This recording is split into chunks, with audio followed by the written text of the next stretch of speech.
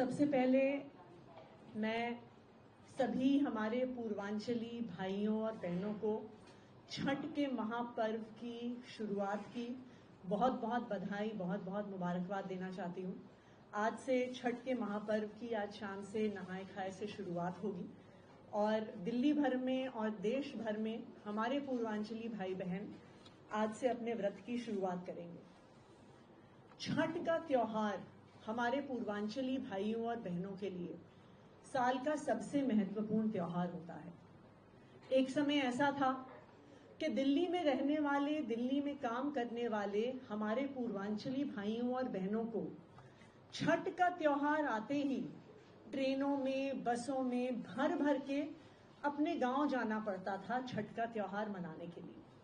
लेकिन मुझे खुशी है इस बात की कि पिछले 10 साल में जब से दिल्ली में आम आदमी पार्टी की सरकार बनी है, जब से दिल्ली में अरविंद केजरीवाल जी मुख्यमंत्री बने हैं, छठ के इस महापर्व को बहुत धूमधाम से दिल्ली में मनाया जाता है कि जो पूर्वांचली भाई बहन हमारे दिल्ली में रहते हैं, दिल्ली में काम करते हैं, उनको अपने इस त्योहार को मनाने के लिए दिल्ली छोड़ना ना पड़े।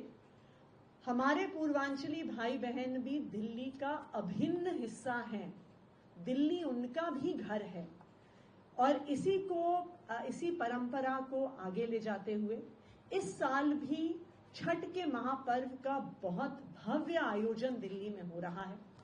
जैसा आप सबको पता है, 7 तारीख को जिस दिन शाम को सूर्य भगवान को अर्घ चढ़ाया जाएगा, 7 तारीख को दिल्ली सरकार ने इस साल छुट्टी की घोषणा करी है और उसका नोटिफिकेशन आज या कल में निकल जाएगा।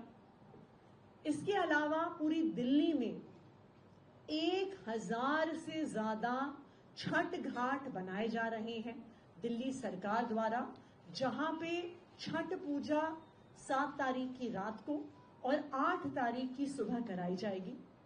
इतने भव्य स्तर पे जो छठ पूजा हो रही है, इसकी शुरुआत पिछले 10 सालों में हुई है। 2014 में अरविंद केजरीवाल जी के मुख्यमंत्री बनने से पहले पूरी दिल्ली में सिर्फ 60 छठ के घाट होते थे जहां पे छठ पूजा होती थी।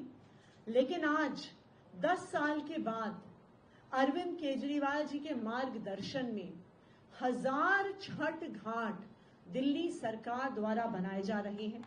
इन छठ घाटों पर आयोजन दिल्ली सरकार द्वारा होता है।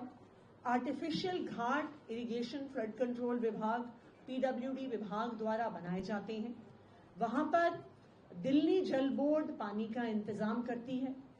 मेडिकल सुविधा भी दी जाती है। जो बड़े छठ घाट हैं वहां पर हेल्थ डिपार्टमेंट द्वारा डॉक्टर्स, नर्सेज को डिप्लॉय किया जाता है। इन छठ घाटों पर दिल्ली के राजस्व विभाग द्वारा पूरा टेंट, लाइट, साउंड का अरेंजमेंट होता है। जो भी बड़े छठ घाट हैं वहां पर मैथिली भोजपुरी अकादमी के माध्यम से कल्चरल प्रोग्राम्स का आयोजन करवाया जाता है। तो दिल्ली में कहीं पर भी अगर हमारे पूर्वांचली भाई बहन रहते हैं, उनको अपने घर से 1 या 2 किलोमीटर की दूरी से ज्यादा नहीं जाना पड़ेगा छठ पूजा करने के लिए, सूर्य भगवान को अर्घ चढ़ाने के लिए और अपने त्योहार को मनाने के लिए। और मुझे खुशी है इस बात की कि दिल्ली सरकार के इस आयोजन की वजह से आज छठ का त्योहार सिर्फ हमारे पूर्वांचली भाइयों बहनों का त्योहार नहीं है, सभी दिल्ली वासियों का त्योहार है और सभी दिल्ली वासी इसे बहुत धूमधाम से मनाते हैं। Thank you. दिल्ली में क्राइम रेशियो बढ़ रहा है। कल भी एक घटना हुई है जिसमें फायरिंग हुई है और इससे पहले भी कई सारी घटनाएं हुई हैं। जो ये क्राइम रेशियो दिल्ली में, राजधानी में बढ़ रहा है, इस पर आपका क्या कहना है? दिल्ली में एक बहुत क्लियर कट संवैधानिक व्यवस्था है। संविधान का आर्टिकल 239AA ये कहता है कि लैंड, लॉ एंड ऑर्डर और पुलिस केंद्र सरकार की जिम्मेदारी है और बाकी सब सब्जेक्ट्स, बिजली, पानी, स्कूल, अस्पताल, शिक्षा, सब दिल्ली की चुनी हुई सरकार की जिम्मेदारी है।